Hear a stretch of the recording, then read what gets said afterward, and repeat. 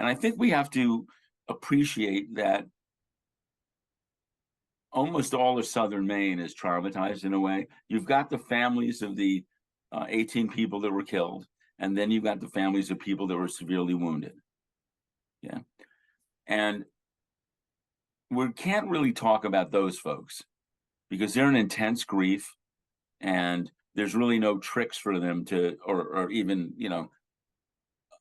suggesting how they can cope. They're just coping and grieving as hard as anyone could grieve. It's horrific. And you start thinking about people that live in Lewiston, live in Auburn, live in the area, and they've been sheltering at home. And these are families, and they have kids very often. And many of them are going to possibly have some sort of personal connection or 6 degrees of separation to somebody who was killed. In order to take care of the kids properly, the adults involved, the parents or guardians, they've got to somehow bind their anxiety so they can speak to the kid in developmentally appropriate ways, depending on the age of the kid, and they can punctuate, we're safe. I'm going to keep you safe. The police are going to keep us safe, and that's critical here. If they need to cry, yell, scream, whatever, can they do it away from the children? So then when they're talking to the children, they can be present and give that feeling of stability to their kid, When the preschooler has heard something, you're going to try to give a one-sentence response. A bad man hurt people. But then you want to flip it to the heroes. And the heroes in this story are the police. But the police are keeping us safe. Elementary school kids and into middle school, they're asking a lot more questions, and you got to just be validating because they're going to be scared. You got to validate they're scared. But also, again, the conversation has to still center around, I'm going to keep you safe. We're going to keep you safe. You are safe. And the police are going to catch this man. If you think of the concept of snow day, for example, you're going to try to do some special activities with the kids, play with them a little bit, maybe bake some cookies or something, traditionally. Now, not every parent could do that or every grandparent, but this is what we're encouraging families to do. It's kind of like the start of the lockdown. It's really all the focus is on keeping the children feeling as safe as possible. At the same time, you have to validate for the older kids that this is horrible, and they're going to need to talk it out. There's 3 flavors of crisis hotlines that people can access. The first one is for people that are experiencing a high level of mental distress, emotional distress, and they really got to talk to somebody. They're afraid that they're going to lose it, or they may be having some suicidal thoughts. Mm-hmm. So that's our standard mental health crisis line.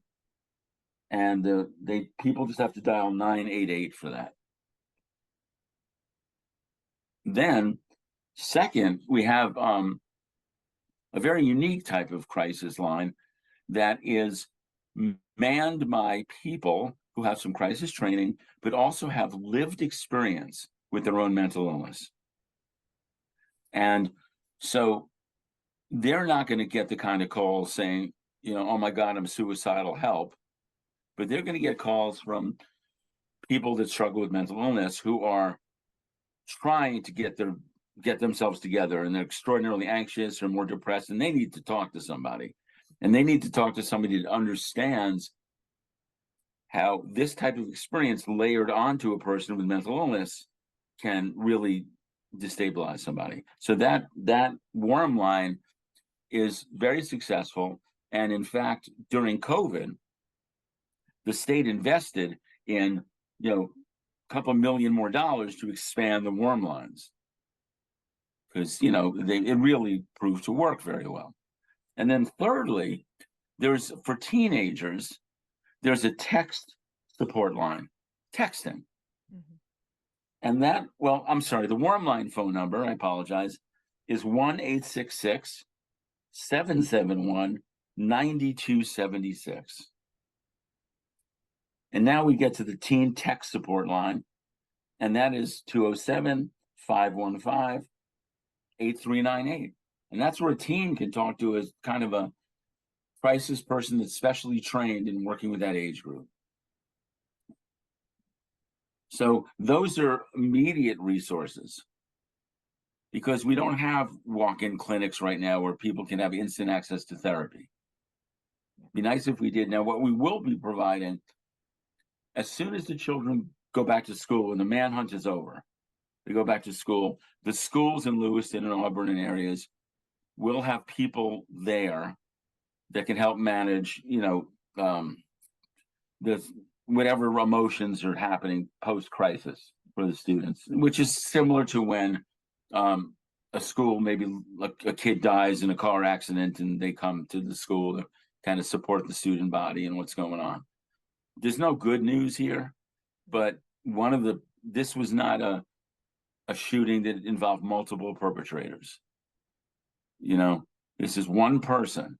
So we know when that one person is in custody, then people are going to be safe, feel safe to walk the streets. And that's what everyone needs.